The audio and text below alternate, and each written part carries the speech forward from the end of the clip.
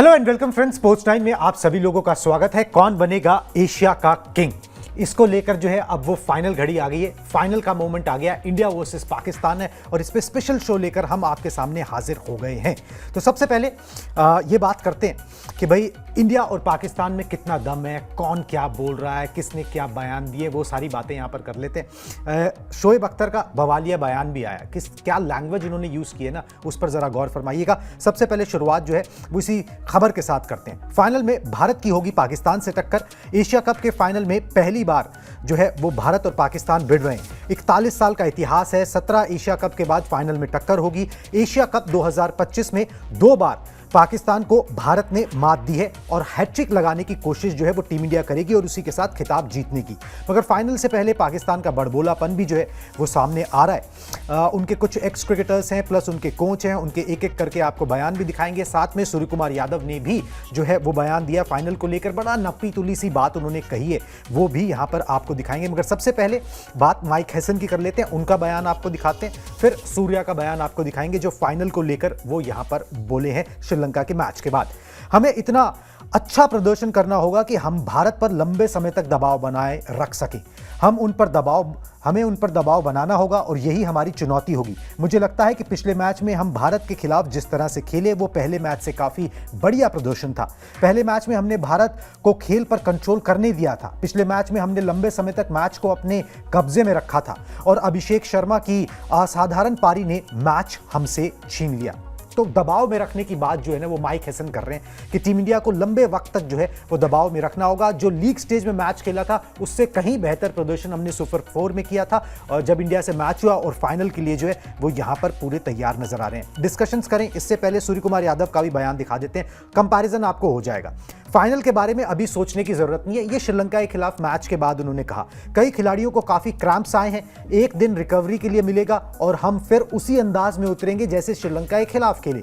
मुझे खिलाड़ियों से यही चाहिए कि वो अपनी योजनाओं को साफ रखें, अमल में लाएं और डरे नहीं। सर, एक नोटिसेबल सी बात ना दोनों बयानों में साफ नजर आती है। सूर्य कुमार यादव अपने पे फोकस कर रहे हैं, अपनी टीम पर फोकस कर रहे हैं, अपने खिलाड़ियों पर फोकस कर रहे हैं और वो उनको जो है अपनी योजनाओं को सही से इंप्लीमेंट करने की उनसे उम्मीद लगा के बैठे हैं और कोई उम्मीद लगा के नहीं बैठे।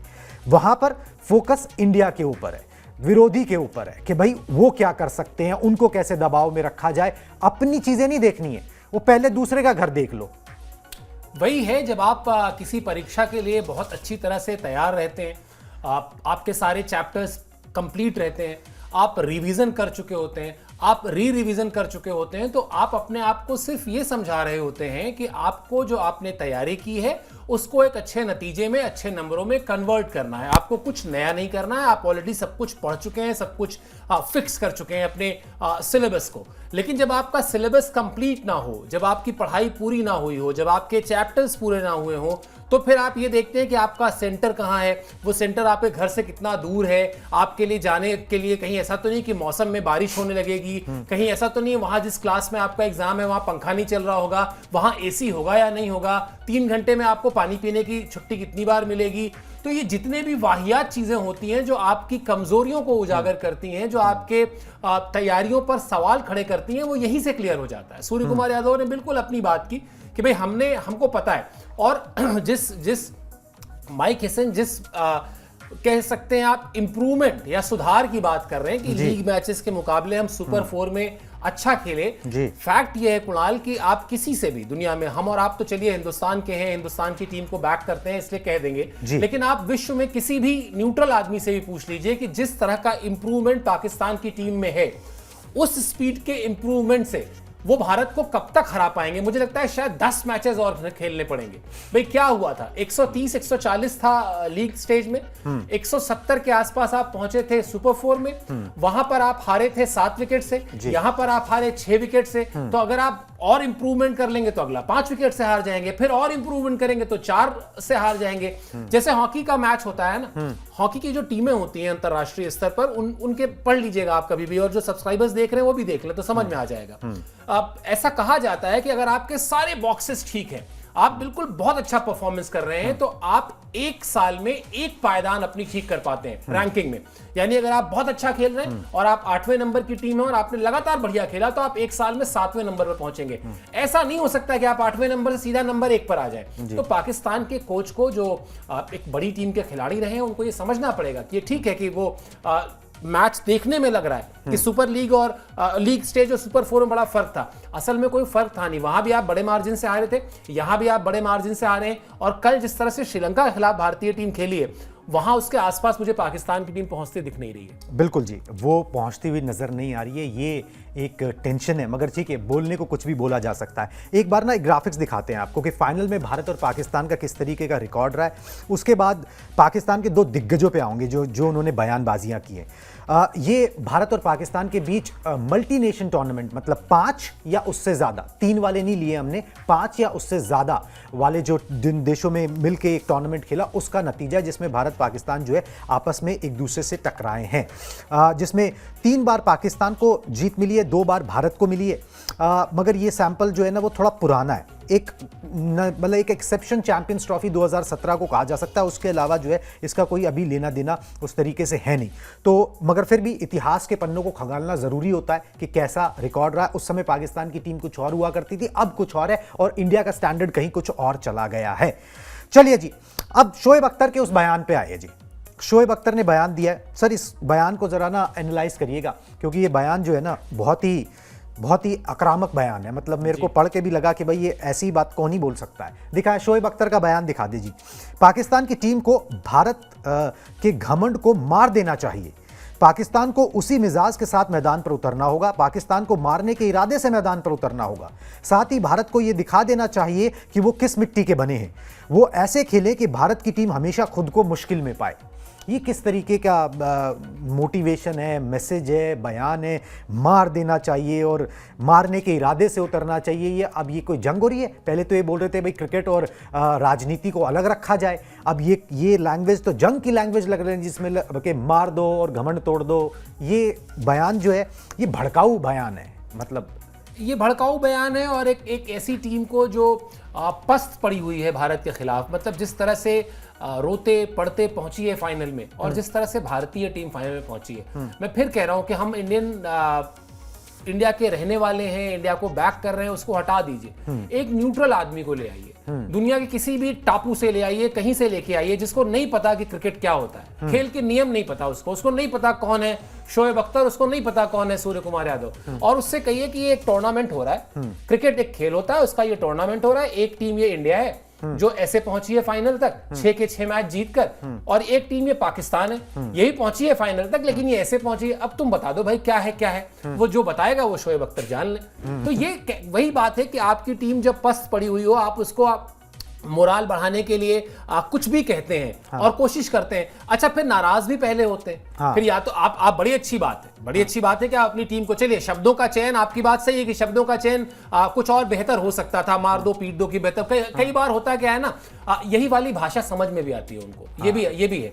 हम एक शायर थे मेरे बड़े अच्छे जानने वाले, तो कहने लगे कि पश्चिमी उत्तर प्रदेश में जाके, अगर उत्तर प्रदेश में शायरी, पश्चिमी उत्तर प्रदेश में वेस्टर्न, मजाक में कह रहे थे कि वहां अगर शायरी सुनानी हो, आप बड़ी नफासत की शायरी सुनाए ना, वहां कोई नहीं सुनना चाहता। वहां खड़ी लैंग्वेज, वहां बोले बम तो लोग कहेंगे वाह वाह वाह, बोले तुम वो तोप तो बोले वाह वाह वाह वाह। तो वो बम और तोप की भाषा उनको समझ में आती है, वो उन्होंने समझाई। चलिए, वो भी, उसमें भी मैं ऑब्जेक्शन नहीं कर रहा हूं। मेरा जो प्रश्न है शोएब अख्तर से वो ये है कि अगर वो अपनी टीम को इतना बैक कर रहे हैं कि मतलब भारत के घमंड को तोड़ दो, मार दो, पीट दो, तो फिर हारते ही सबसे पहले भागते क्यों हैं? कि मैं देखना नहीं चाहता। खड़े हो अपनी टीम के साथ। हिंदुस्तान और प्लेयर से तो और ज्यादा एक्सपेक्ट किया जाता है कुणाल कि वो अपनी टीम के साथ खड़ा होगा। आप याद करके मुझे बता दीजिए, किसी भी भारत में कभी प्लेयर्स ने कभी सवाल उठाए हो? इक्का दुक्का मौके हुए होंगे जब कोई बहुत शर्मनाक हार हो गई हो भारत की, वरना प्लेयर्स कम से कम साथ में खड़े होते हैं ना।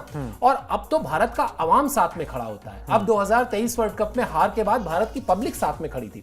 भारत की पब्लिक ने कहा कि नहीं ठीक है, आप बहुत अच्छा खेले, आप फाइनल में हार गए, ये हमको भी उसकी तकलीफ है, लेकिन हमें पता है कि आपको हमसे ज्यादा तकलीफ होगी, इसलिए हम आपके साथ हैं। शोएब अख्तर कहते हैं मुझे पैसा ना दो तो हम बोले ही ना इस टीम पे, और फिर आप मैच से पहले आ गए। तो ये सारी चीजें जो है अपने सोशल मीडिया को चमकाने के लिए, पीसीबी में बैठे अधिकारियों को खुश करने के लिए, अपना एक सर्टेन किस्म के अवाम को खुश करने के लिए बोलते हैं। मुझे लगता है अब इनके बयानों को ना कोई गंभीरता से लेता भी नहीं, पाकिस्तान वाले भी नहीं लेते होंगे, जो इनकी हालत है इस वक्त। बिल्कुल जी।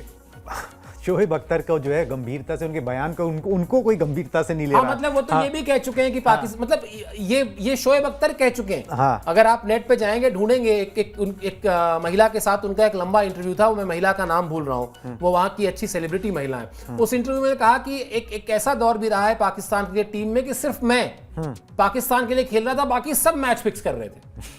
अब आप सोच लीजिए। हाँ। और मुझे हैरानी होती है कि ऐसे बयान ऑन एयर चले जाते हैं। हाँ। कोई पूछता भी नहीं है। हाँ, भाई पूछो ना। आप अगर आईसीसी की जो वो गाइडलाइन है वो तो ये कहती है ना कि अगर आपसे किसी ने अप्रोच किया है तो आप बताइए, अगर आप नहीं बता रहे हैं तो आप भी दोषी हैं। तो अगर इनको पता था कि 10 लोग मैच फिक्स कर रहे थे तो बताया क्यों नहीं उन्होंने जब खेल रहे थे? तो अपने सब्सक्राइबर्स बढ़ाने के लिए, अपने व्यूज बढ़ाने के लिए बड़े खिलाड़ी रहे, अच्छा नहीं लगता है। मतलब शोएब अख्तर को मैं उनकी बॉलिंग के लिए बहुत रेस्पेक्ट करता हूं जब वो बॉलिंग करते थे, लेकिन अब आप वही जावेद मियांदाद वाली बात कि आप क्रिकेट खेलते थे एज अ क्रिकेटर, आपकी रेस्पेक्ट है, लेकिन जिस दिन आप पूर्व क्रिकेटर हुए उसके बाद आप जो मर्जी वो बोले जा रहे हो, वो नहीं सुनने वाला कोई। बिल्कुल जी। ये बयानबाजियां जो है ना, वो बड़ी बड़ी बातें तो अच्छी लगती हैं, मगर जब तक उसको मैदान पर बैक नहीं किया जाता, प्रदर्शन से उनका कोई मायने नहीं होता। थोड़ा नपातुला सा बयान वसीम अकरम ने दिया है, वो भी आपको दिखा देते हैं, फिर इंडियन पॉइंट ऑफ व्यू से भी बात यहाँ पर करेंगे कि जब इतनी खटास हो गई है उसके बाद आमना सामना जो है किस तरीके से जो है होता है। फाइनल में भारत पाकिस्तान का मैच है। भारत निश्चित रूप से प्रबल दावेदार है, लेकिन कुछ भी हो सकता है। पाकिस्तान को आत्मविश्वास और लय बनाए रखनी चाहिए, खुद पर भरोसा रखना चाहिए और समझदारी से क्रिकेट खेलनी चाहिए। अगर पाकिस्तान शुरुआती विकेट ले लेता है तो हम भारत को बैकफुट पर ढकेल सकते हैं। मुझे उम्मीद है कि अंत में बेस्ट टीम जीतेगी। चलो, इन्होंने कुछ क्रिकेटिंग बात तो यहाँ पर करी कि भाई शुरुआत की विकेट ले लो, मे दी बेस्ट टीम विन, वो सारी बातें तो इन्होंने यहाँ पर बोली। मगर सर, जब दो टीमें जिनके बीच में अब इतना सब कुछ हो गया, आईसीसी में शिकायत हो गई, आपस में 2 मैच हो गए, कहा सुनी हो गई, ठीक है, जो अपशब्द होते हैं वो भी आपस में कह लिए गए, अब उसके बाद जब फाइनल मुकाबला खेला जाएगा तो ये जस्ट अनदर मैच नहीं हो सकता। फिर ये जस्ट अनदर मैच नहीं रहता। ठीक है, सूर्य कुमार यादव ने बोल दिया राइवलरी नहीं है, हम भी मानते हैं कंपटीशन नहीं है, मगर फिर ये जस्ट अनदर मैच नहीं है, क्योंकि इसमें आपका ठीक है, आप एक बड़ी टीम हो, आप एक नंबर 1 टीम हो, मगर ये कि कोई भी मैच आप हारने के लिए नहीं उतरते, और खास तौर पर पाकिस्तान के खिलाफ तो आप बिल्कुल नहीं। कि एक तो हीरो बनने का चांस होता है, दूसरा ये कि इनको मुंह खोलने का चांस मिल जाए, पता नहीं ये चांद तक मुंह ना खोल दें कि भैया अगर हम हार गए किसी तरह, कुछ दिन बुरा ही पड़ गया, तो ये चांद तक मुंह ना खोल दें कि भैया हमने तो जो जंग ही जीत ली, मैच नहीं, हमने जंग ही जीत लिया है।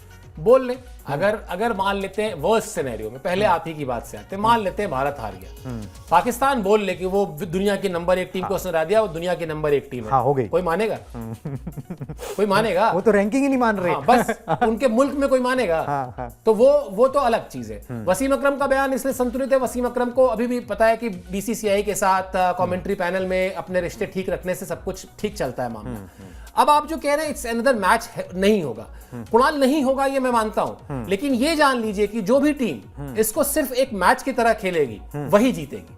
वो भारत की टीम होगी, वो पाकिस्तान की टीम होगी, मैं नहीं जानता, लेकिन जो टीम इसको एक सामान्य मैच की तरह खेलेगी कि इट्स जस्ट अनदर मैच, वो टीम इस मैच को जीत जाएगी। क्योंकि इस मैच में जैसा आपने कहा कि इस मैच की पृष्ठभूमि में, बैकग्राउंड में वो सब कुछ हो चुका है, जो एक नमक मिर्च मसाला अचार सब कुछ पड़ चुका है उसमें स्वाद में खटास का होना तो स्वाभाविक है।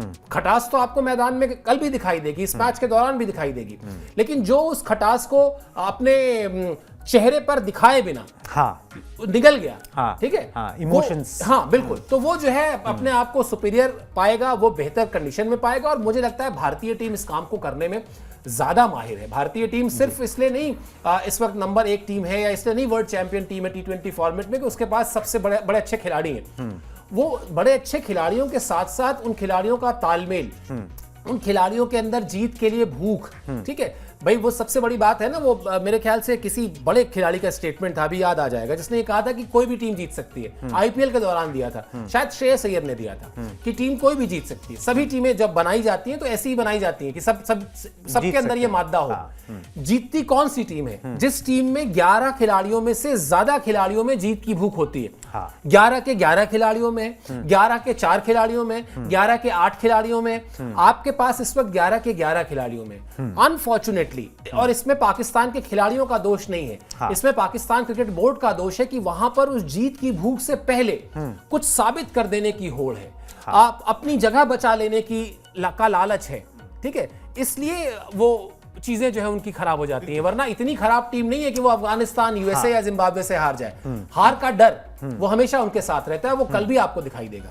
बिल्कुल जी, अगर वो डर ना हो, ठीक है, अगर वो बैकिंग हो तो फिर चीजें जो है अलग हो सकती हैं। श्रीलंका ने करके दिखाया ना। बिल्कुल जी, क्योंकि उनको नथिंग टू लूज था। उनको क्या था भाई, उनको ठीक है भाई, चांस लेते हैं, हर बॉल पे मार रहे थे वो, क्या होगा, विकेट गिर जाएगा, मैच हार जाएंगे, वैसे ही बाहर हो चुके हैं। उस इंटेंशन से उन्होंने खेला, फियरलेस क्रिकेट खेला और दबाव में इंडियन टीम को उन्होंने डाल दिया।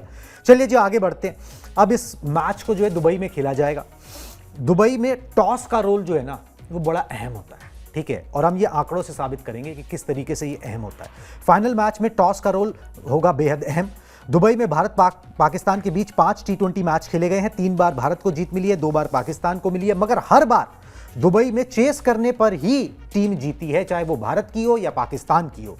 एशिया कप 2025 में भी अभी जो 2 मैचेस टीम इंडिया ने जीते, उसमें भी दोनों मैचेस चेस करके जीते हैं। ये एक बड़ा इंपॉर्टेंट फैक्टर जो है ना, एक ट्रेंड सा नजर आ रहा है जब आप दुबई में खास तौर पर खेलते हो, कि भाई जो चेस करता है उसको फायदा होता है। हाई प्रेशर मैच है, चेस करना आपके गले की फांस भी बन सकता है, जिस तरीके से श्रीलंका के लिए बना के अगर आप एक बड़ा टारगेट चेस कर रहे हो तो एक विकेट गिरते ही दबाव आप पे आ जाता है, आप पे दबाव हमेशा बना रहता है। मगर फिर भी क्या सर इस ट्रेंड को कंटिन्यू होते हुए देख रहे हैं, या टीमें इसी के हिसाब से जाएंगी? अगर टॉस जीत गई, अपने हाथ में तो है नहीं, वहां पे तो प्रदर्शन चलता नहीं है, वहां तो किस्मत का बात है। मगर ये कि हाँ, अगर कोई टॉस जीता तो चेस करने को जाए, या फिर वो ये सोचे कि भाई हमें प्रेशर नहीं लेना इस मैच के ऊपर, हम पहले बल्लेबाजी करके टोटल लगा देंगे, फिर उसके बाद देखी जाएगी दूसरी टीम ले प्रेशर। हाँ, अब बड़ा ट्रिकी सवाल है और बड़ा ट्रिकी होने भी वाला है दोनों ही टीमों के लिए। मुझे लगता है शायद ये दोनों ही टीमें ओपन एंडेड चल रही होंगी इसको लेकर। भारत ने फिर भी इस मामले में अगर आप देखेंगे तो भारत ने फिर भी इस एशिया कप में 200 का आंकड़ा पार कर लिया बल्लेबाजी करके, पहले चेस करके, बल्कि पहले बल्लेबाजी करके। हाँ, लेकिन पाकिस्तान की टीम जो है अभी वहां तक पहुंची नहीं, मतलब 170-180 की टीम जो हम कहते हैं वो तो है ही। तो ये एक बड़ा ट्रिकी क्वेश्चन होगा। मुझे लगता है इस टॉस में पहले बल्लेबाजी करनी है या पहले गेंदबाजी करनी है, ये फैक्टर तो होगा ही जो आपने कहा। उसके अलावा पिच को थोड़ा देखा जाएगा, मौसम थोड़ा देखा जाएगा, ड्यू का फैक्टर देखा जाएगा कि क्या है ड्यू वाकई, क्योंकि कभी आपने एक्सपेक्ट किया कि ड्यू है और ड्यू नहीं पड़ रही है, ठीक है। तो ये सब कुछ मुझे लगता है कंसीडर करने के बाद टॉस होगा। लेकिन हाँ, अगर आप परंपरागत तरीके से जाएं तो फॉर्मूला तो ये कहता है कि आप पहले बल्लेबाजी करें, एक डिसेंट टोटल जोड़ दें, क्योंकि ये जैसा आप कह रहे थे ना कि ये सिर्फ अनदर मैच नहीं है। हाँ। यहाँ पर इमोशंस बहुत सारे होंगे और इमोशंस के साथ प्रेशर बहुत होगा। बावजूद इसके कुणाल बहुत फर्क है भारत पाकिस्तान में। मतलब देखिए, फिर अपनी ही बात दोहराएंगे, हारने को आप हरा सकते हैं, कोई भाई 10 मैच खेलोगे तो एक आध जीत ही जाओगे ना। दूसरी टीम भी तो खेल ही रही हाँ, है भाई। हाँ, लेकिन अगर आप किसी भी तरह से, किसी तर्क पर, किसी रिकॉर्ड पर, किसी भी कसौटी पर अगर आप कहें तो वो ये दिल और दिमाग वाली लड़ाई भी नहीं है। अब पहले क्या होता था, पाकिस्तान के खिलाफ मैच में दिल और दिमाग की लड़ाई होती थी। अब दिल भी कहता है इंडिया जीतेगा, दिमाग भी कहता है इंडिया जीतेगा, ठीक है। तो अब क्या ही करें, तो टॉस वॉस छोड़ देते हैं, जैसा होगा वैसा देखा जाएगा। बिल्कुल जी, और इंडियन टीम के दोनों में कंफर्टेबल है, बिल्कुल ऐसा नहीं है कि भाई वो पहले भी देखिए, सबसे पहले 202 रन उन्होंने नहीं लगाए ना। 200 का बेंचमार्क जो है वो इंडियन टीम ने इस एशिया कप में क्रॉस किया है, तो दोनों के अंदर कंफर्टेबल है। बस यही है कि अपने स्किल के अनुसार, अपनी जो रेपुटेशन है, अपना जो स्किल सेट है, उसके अनुसार अगर इंडियन टीम खेलती है तो पाकिस्तान के लिए फिर बहुत मुश्किल है। उनके पास वो मैच करने का मादा नहीं है कि भाई वो उन्हें गिवन डे जो है हरा सके। बाकी फिर वो कयामत का दिन का तो कोई कुछ कर नहीं सकता है, उसका तो कुछ भी नहीं किया जा सकता। चलिए जी, अब इस शो के एंड में उस खिलाड़ी पर बात करते हैं जिसका खेलने को लेकर थोड़ा सा असमंजस जो है ना वो बना हुआ है, और उनके विकेटों की भी बात कर लेते हैं, क्योंकि वो एक मामले में हारिस राउफ को पीछे भी छोड़ सकते हैं। हार्दिक पांड्या की हम बात कर रहे हैं, दिखाता हूं। हार्दिक पांड्या हारिस राउफ में नंबर 1 की लड़ाई जो है ना वो चल रही है। मतलब मैन टू मैन मार्किंग में अगर आप देखो, T20 एशिया कप में सबसे ज्यादा विकेटों की होड़ है। राउफ के नाम 10 मैचेस में 17 है, पांड्या के नाम 14 मैचेस में 15 है।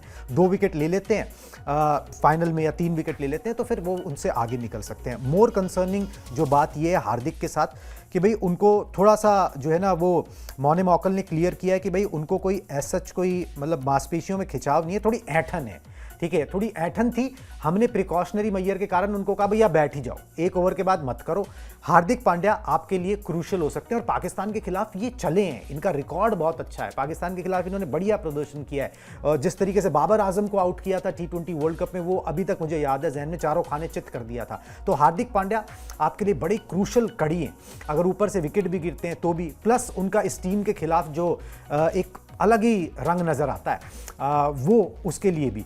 हार्दिक पांड्या 100% होते हैं, नहीं होते हैं, इस पर बहुत कुछ निर्भर करेगा। अगर वो 100% नहीं होते हैं तब भी वो खेलेंगे, और वो इसलिए भी खेलेंगे क्योंकि जो जितनी चीज़ें आपने उनकी तारीफ में कही कि चाहे वो उनकी गेंदबाजी में जो वो कुशन देते हैं, बल्लेबाजी में वो जिस तरह से जिस क्रूशियल रोल में है, उसके अलावा एक खिलाड़ी के तौर पर पाकिस्तान के खिलाफ जिस तरह की उनकी परफॉर्मेंस रही है, वो चाहेंगे अपनी तरफ से पूरी तरह। और शायद इसीलिए कहीं कोई 1 सेकेंड का भी डाउट क्रिएट नहीं हुआ कल जब उनको तकलीफ हुई गेंदबाजी के दौरान, तो कोई फिजियो नहीं, भाई कई बार खिलाड़ी को चोट लगती है, सबसे पहले वो बाहर ही नहीं चला जाता।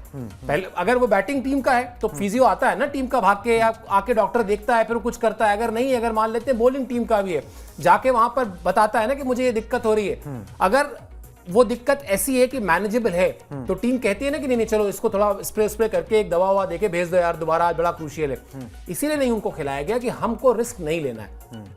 मैं आश्वस्त हूं हार्दिक पांड्या के खेलने को लेकर, और मैं इस बात को लेकर भी आश्वस्त हूं कि वो एक बार फिर पाकिस्तान के खिलाफ अच्छी परफॉर्मेंस करेंगे। क्यों? क्योंकि वही बात है कि आपके लिए आपको पता होता है कि ये सारी ये वो टीमें हैं, ये वो मौके हैं जहां पर आप स्टार बनते हैं। आप आज की तारीख में ऑस्ट्रेलिया के खिलाफ रन्स करते हैं, आप स्टार बनते हैं। वैसे ही आप पाकिस्तान के खिलाफ परफॉर्म करें, भले ही वो अब राइवलरी नहीं है, लेकिन एक इमोशन तो है ना कि आपने पाकिस्तान के खिलाफ अच्छी परफॉर्मेंस की, तो वो खेलेंगे और मुझे लगता है अच्छी परफॉर्मेंस भी होगी उनकी। चलिए जी, नजर रहेगी हमारी इस पर कि किस तरीके से हार्दिक पांड्या जो है वो परफॉर्मेंस देते हैं। इंडियन टीम और पाकिस्तान टीम के बीच में मुकाबला, बड़ा हाई प्रोफाइल ये मुकाबला उस तरीके से रहने वाला है। देखिए, कंपटीशन बेशक ना हो, मगर क्यूरियोसिटी तो रहती है ना भाई। इंडिया पाकिस्तान के मैच में क्यूरियोसिटी रहती है, आपको पता है अंदर से कि सच्चाई क्या है, मगर फिर भी उसको एक बार फिर जो है ना वो मैदान पे स्टैंप करने की जरूरत रहती है। वो इंडियन टीम किस तरीके से करती है, उस पर हमारी नजर जो है वो बनी रहेगी। अभी हम दोनों को दीजिए इजाजत, टाटा बाय बाय।